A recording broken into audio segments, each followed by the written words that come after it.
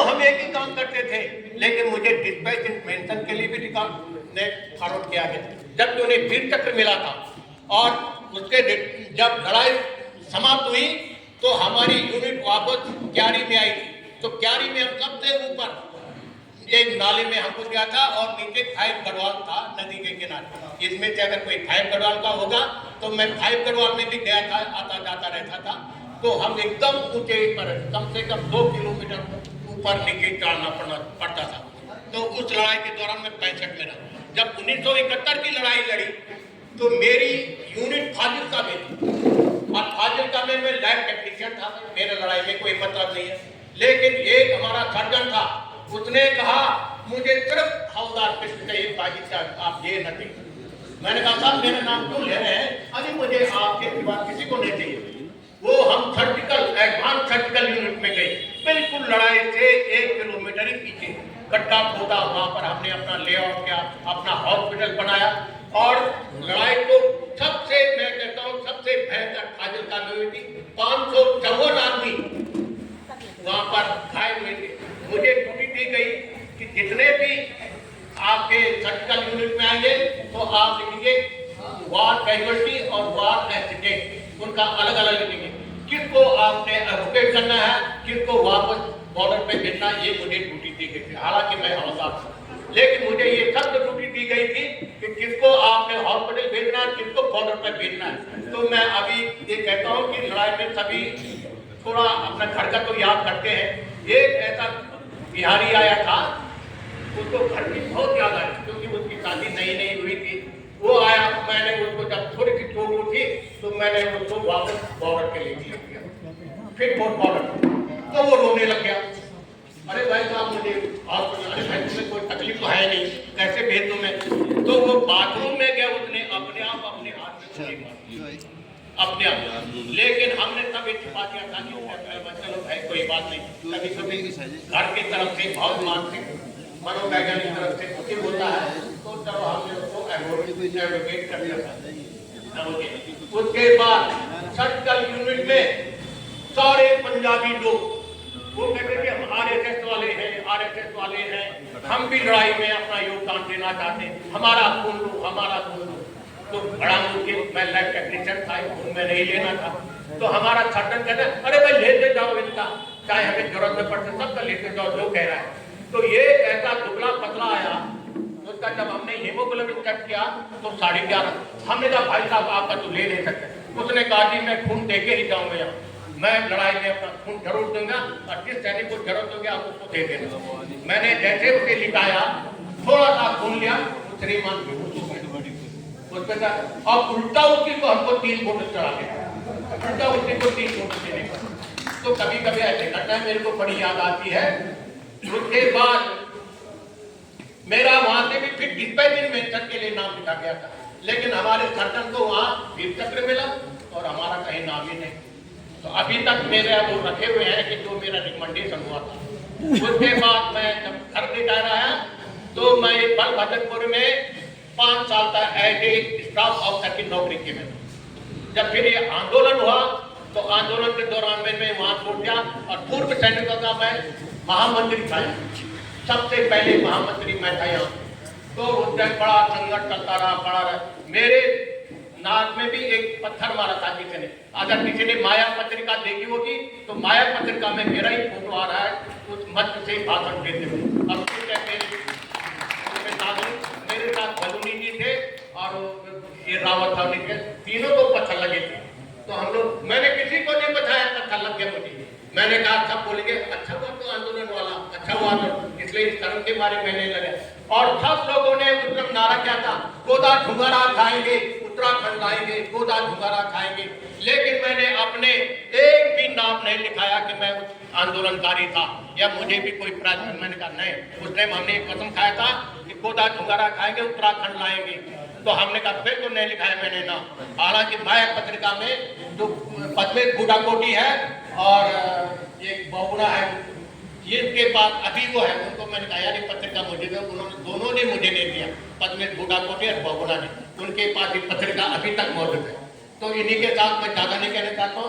आप लोगों को सब देखकर मुझे खुशी हुई है कि सबका चेहरा में रौनक है। पहले फौजी लोगों को कोई नहीं मानता था, लेकिन अब फौजी किसी से कम नहीं है, सबसे आगे है। और आपको किसी हालत में मैं ये कहना चाहता हूँ कमजोरी कंजूसी नहीं करना।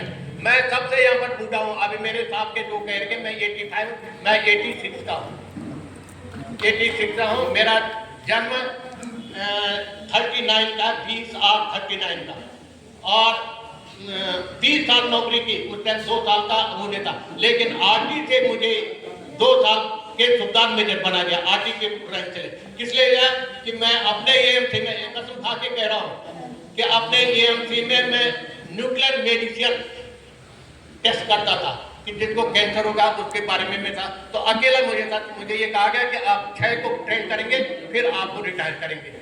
और एक और कसम खाता हूँ, ये सिर में रख के, आप में से न पहले न अब कोई भी सैनिक ऐसा नहीं हो सकता जिसने अपना एसीआर खुद लिखा होगा। मैं झांसी में था, सतत प्रयासरत है, और कहीं न कहीं उनके आने से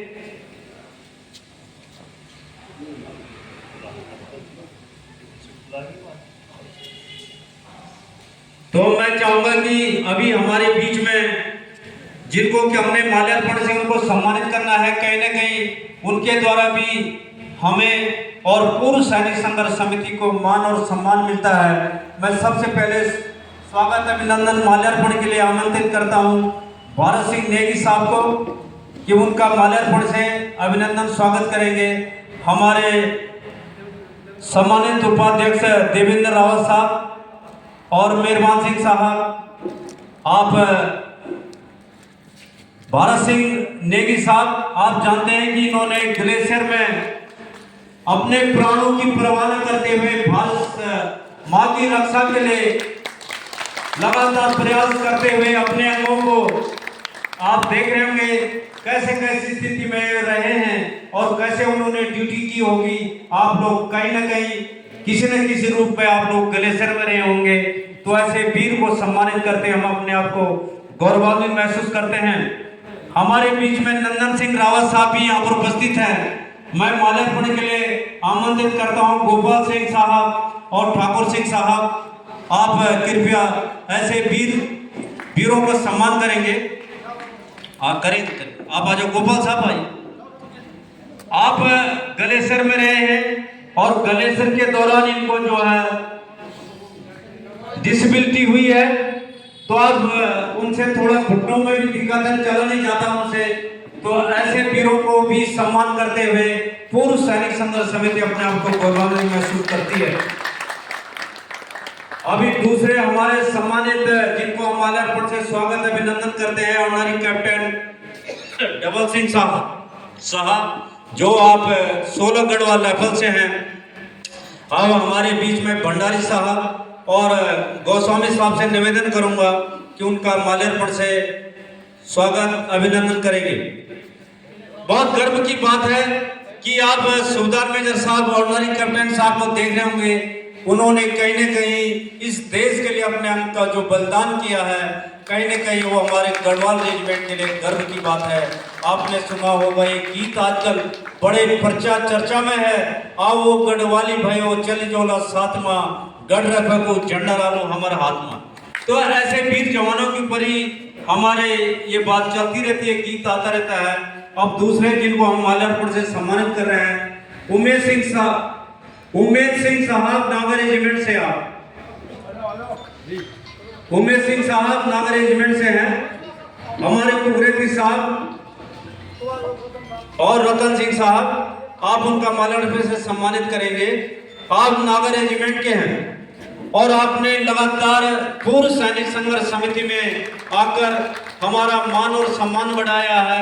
ऐसे वीरों को सम्मान करते हुए हम अपने आप को गौरव महसूस करते हैं। बहुत बहुत धन्यवाद सभी सम्मानित होने वाले सभी साथियों का और हमारे बुजुर्गों का हार्दिक अभिनंदन और स्वागत करती है। पूर्व सैनिक संघर्ष समिति अपने आप को गौरवान्वित महसूस करती है। अब मैं चाहूंगा कि हमारे बीच में ईसीएचएस के कमांडर साहब अपनी बात को रखेंगे। बहुत ही मृदुभाषी और बहुत ही सज्जन कुशल व्यवहार जिनका कि हमारे कर्ण नगरी कोटद्वार के पूर्व सैनिक परिवारों को लगातार उनका लाभ मिलता रहेगा। मैं चाहूंगा कि 2 शब्द बोलकर हमें कीर्तार्थ करेंगे कमांडर सुरेंद्र सिंह साहब।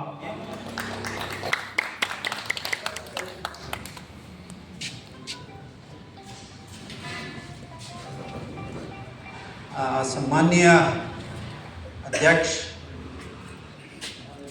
और महासचिव और भिन्न भिन्न पदों पर सम्मानित पूर्व सैनिक संघर्ष समिति कोटद्वार के पदाधिकारी और हमारे वेटरन्स लोग जिन्होंने बहुत बड़ा अपना योगदान दिया है फौज में। और अभी मैं सुन रहा था कि जुयाल साहब और एक हमारे दूसरे साहब जो कल भी मेरे पास आए थे और उन्होंने कुछ चीज़ बिल्कुल बताई है, क्योंकि सच्चाई हमेशा बार बार एक ही चीज़ निकलती है मुँह से। और कल भी उन्होंने जो बातें मुझे बताई थी मैं काफ़ी गौर से सुन रहा था उस चीज़ को। तो इन सब का आदर करते हुए मैं आपने मुझे यहाँ पर बुलाया, समय दिया, मैं इसके लिए आपका बहुत बहुत धन्यवाद करता हूँ। मैं ज़्यादा कुछ नहीं कहूँगा, इससे अच्छे से कहानी दूसरी है, वो दूसरा प्लेटफॉर्म है। वहाँ पर जो भी हमसे बन सकता है, जो भी आपके भलाई के लिए और हमारे जो बेनिफिशरीज है उनके भलाई के लिए जो काम होगा वो तो हमने करना है, वो हमारी ड्यूटी है। और जहाँ तक ये बात है यहाँ पर पूर्व सैनिक संघर्ष समिति का, मैं आप लोगों को यही एक चीज़ कहूँगा कि देखिए, एकता में ही बल है। अगर हम एक रहेंगे तो हम किसी भी समस्या का समाधान पाने के लिए कुछ ना कुछ उसका हल निकाल पाएंगे।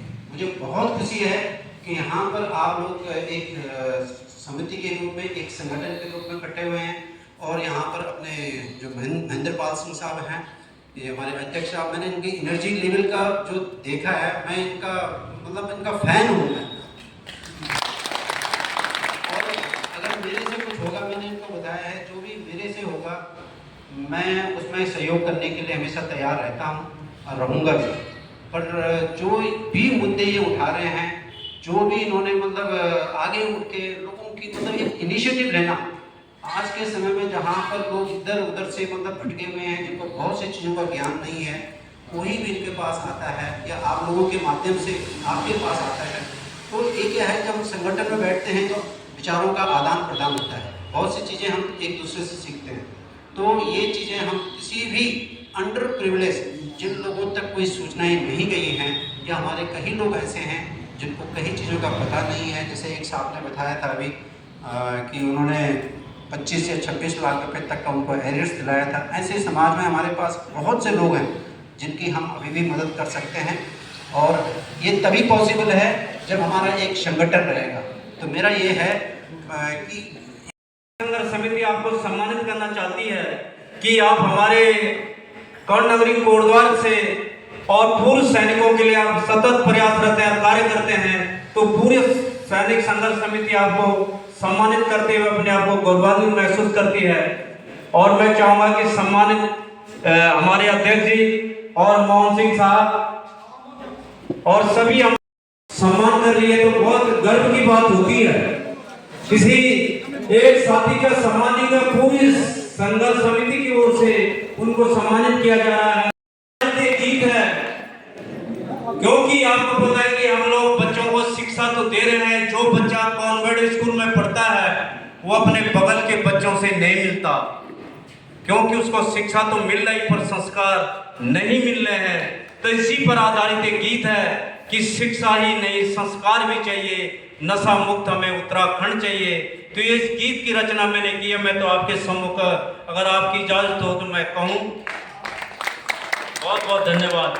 तो मैं चाहूंगा मेरे साथ भी आप गा सकते हैं। शिक्षा ही नहीं संस्कार भी चैणोचा, नशा मुक्त हम तय उत्तराखंड चैणोचा, नशा मुक्त हम तय उत्तराखंड चैणोचा। शिक्षा ही नहीं संस्कार भी चैणोचा। अब देखो साहब, शब्दों पे ध्यान दो। उत्तराखंड की संस्कृति हमारी भिन्न भिन्न रिवाज, पढ़ा लिखा मन की भी भूले अपना रीति त्याज।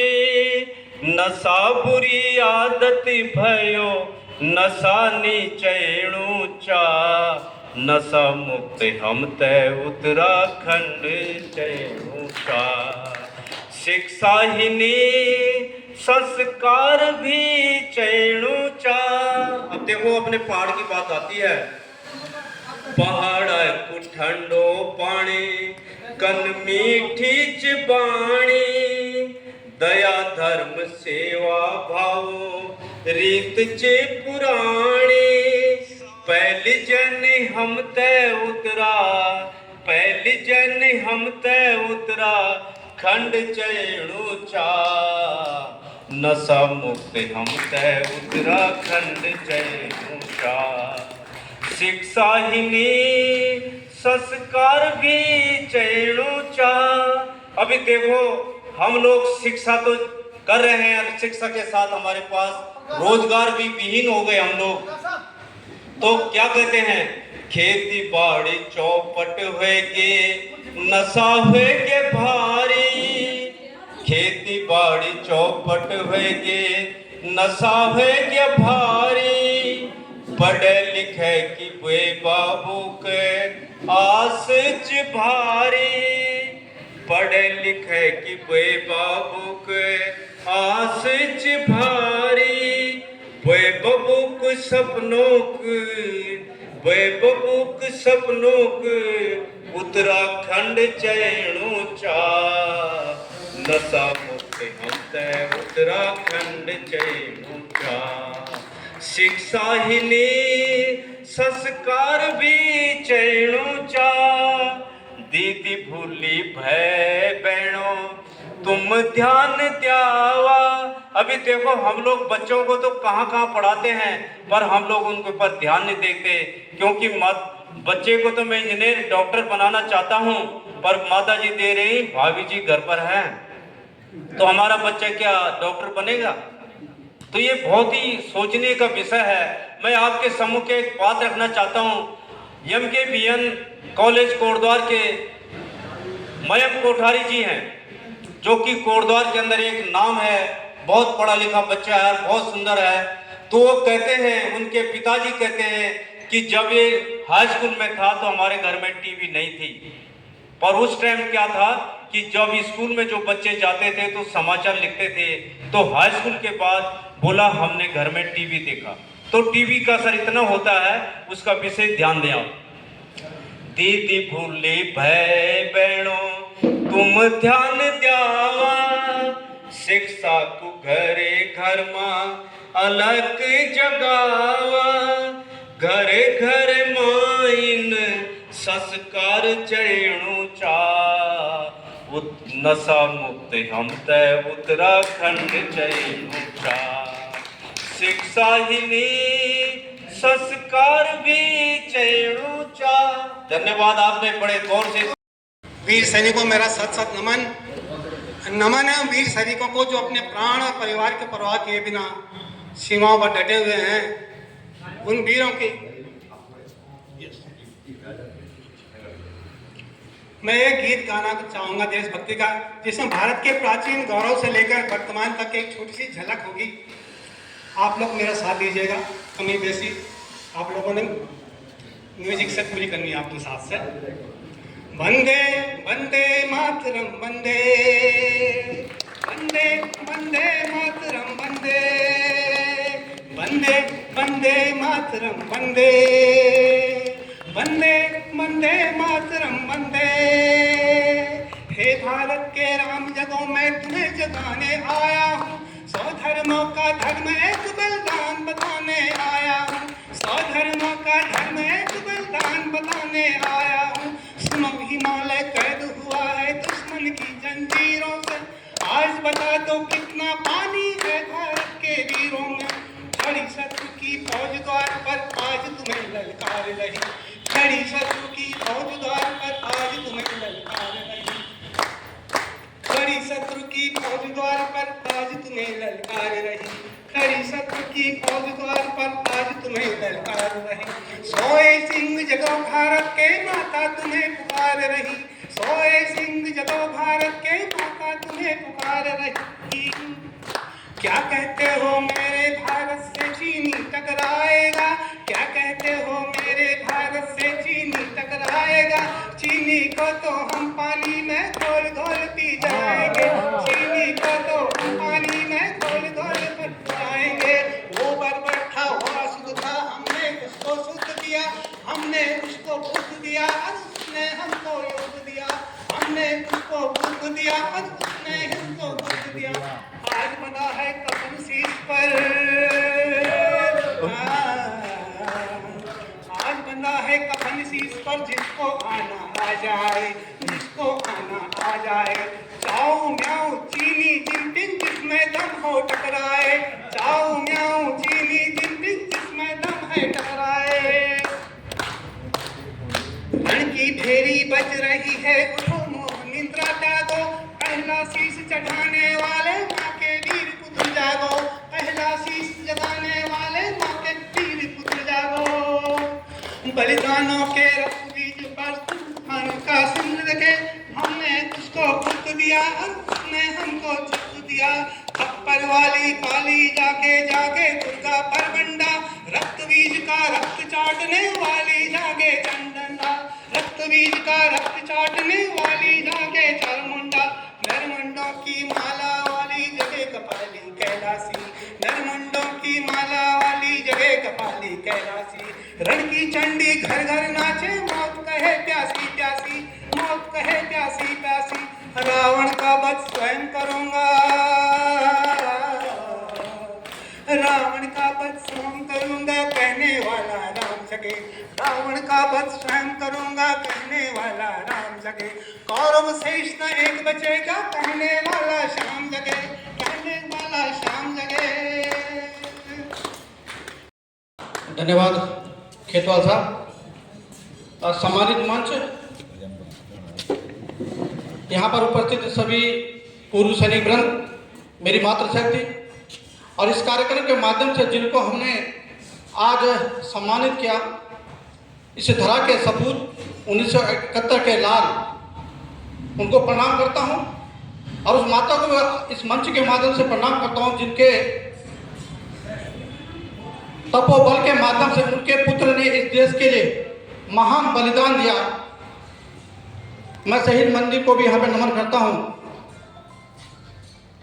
और एक विषय आपके सामने रखना चाहता हूँ कि 3 दिसंबर 1971 को यह युद्ध प्रारंभ होकर 16 दिसंबर 1971 को यह युद्ध खत्म हुआ। और यह युद्ध द्वितीय विश्व युद्ध के बाद एक अभूतपूर्व युद्ध था, जिसके माध्यम से 93,000 युद्धबंदियों को भारतीय सेना के द्वारा कहीं न कहीं अपनी बेड़ियों में जकड़ने का काम किया। मैं उन सैनिकों को जो समय इस देश के लिए लड़े, जिनके माध्यम से आज हम यहाँ पे उनके तपोगुण का हम यहाँ पे बखान कर रहे हैं, हम ऋणी हैं। हम ऋणी भारत के उन सभी शहीदों के भी हैं, चाहे वो स्वतंत्रता पूर्व के रहे हों या स्वतंत्रता संग्राम के बाद के रहे हैं। लेकिन कहीं न कहीं इस धरा को और इस भारत को मजबूत बनाने में जिन्होंने अपने प्राणों की आहुति दी, अपने तपोबल के माध्यम से इस राष्ट्र को सशक्त करने का काम किया, मैं उनको भी आज अपना श्रद्धांजलि अर्पित करता हूँ। मैं एक विषय और कहना चाहता हूँ कि संघ से साथ, जैसे मैं कहते आया, संघ से साथ और साथ से हाथ से संगठनों का निर्माण होता है। और इन संगठनों के माध्यम से बड़े कार्य करने में हम सक्षम होते हैं। तो हमें आज कहीं न कहीं इस समाज के लिए भी कुछ न कुछ करते रहना चाहिए, क्योंकि हम रिटायर्ड नहीं हैं, हम रिटायर हैं। और जहाँ रिटायर की भावना होती है, स्टेपनी का काम करता है, समाज को आगे बढ़ाने का काम हम लोग करते हैं।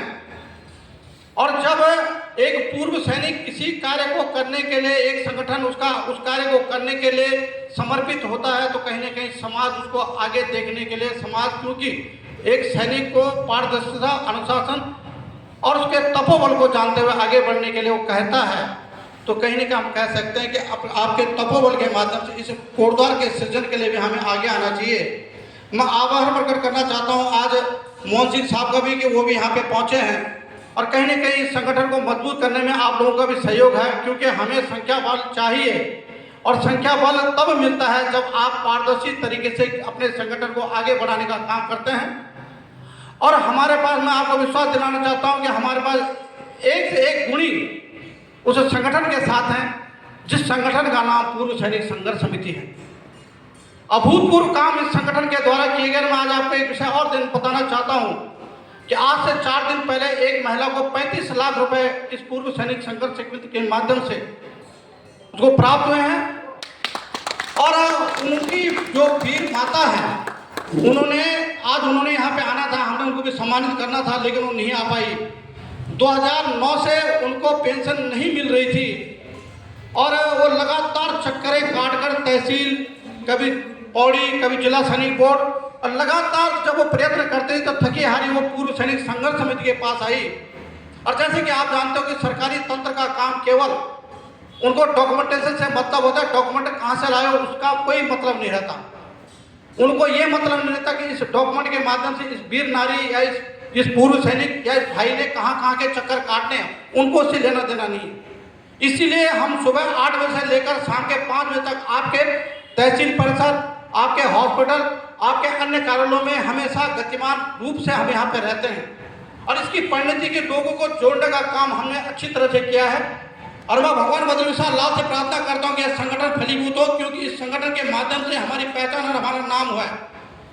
और जब संगठन का नाम ऊंचा हो गया है और कहीं न कहीं समाज को हम आगे बढ़ाने में पथ प्रदर्शक की भूमिका का निर्वहन कर रहे हैं, तो कहीं न कहीं हमें और मजबूती प्रदान करने की आवश्यकता है और लोगों को जोड़ने की आवश्यकता है। हमें इस संगठन में अपनी मातृशक्ति को जोड़ने की आवश्यकता है।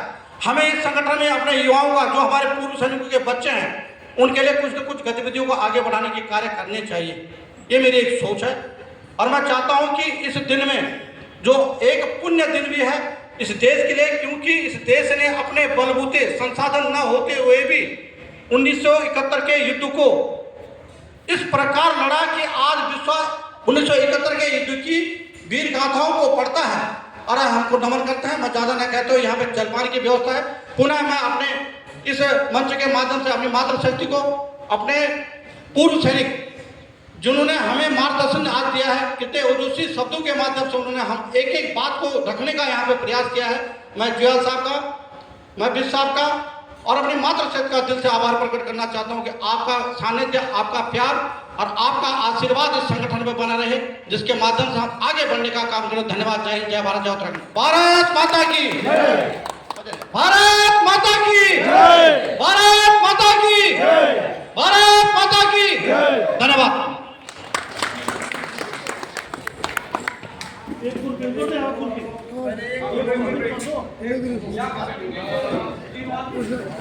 संघर्ष समिति की तरफ से भी आपने सुने, जो भी विचार सब हमारे साहब लोगों ने सुने, आपने देखे। और अभी चाय पानी का बंदोबस्त आप देख रहे होंगे यहाँ पे, और अच्छा लगता है।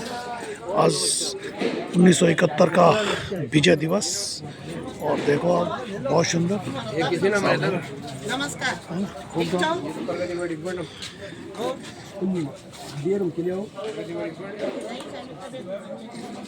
अच्छा लगता है।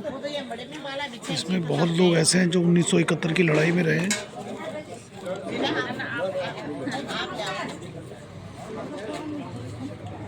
सब लोग आ जाओ।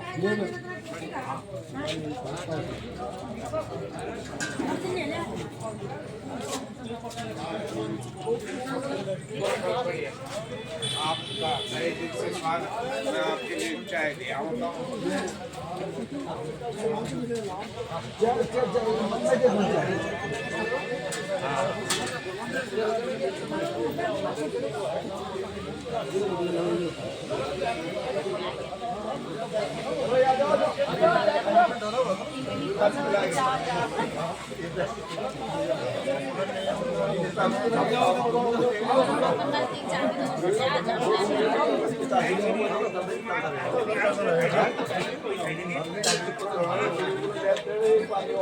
नमस्कार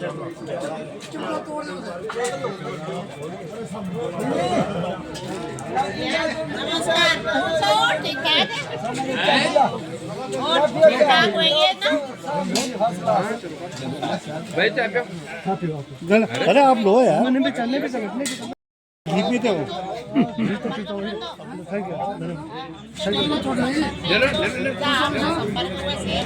चलो कोई बात नहीं यहाँ से बांट के दो ना ताकि फटाफट हो जाए।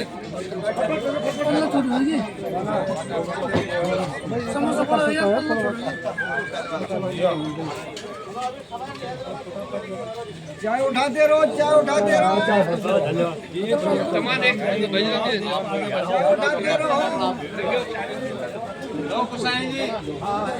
बस बाकी यहाँ पे प्रोग्राम ख़त्म और सैनिक संघर्ष समिति का बहुत बहुत थैंक यू।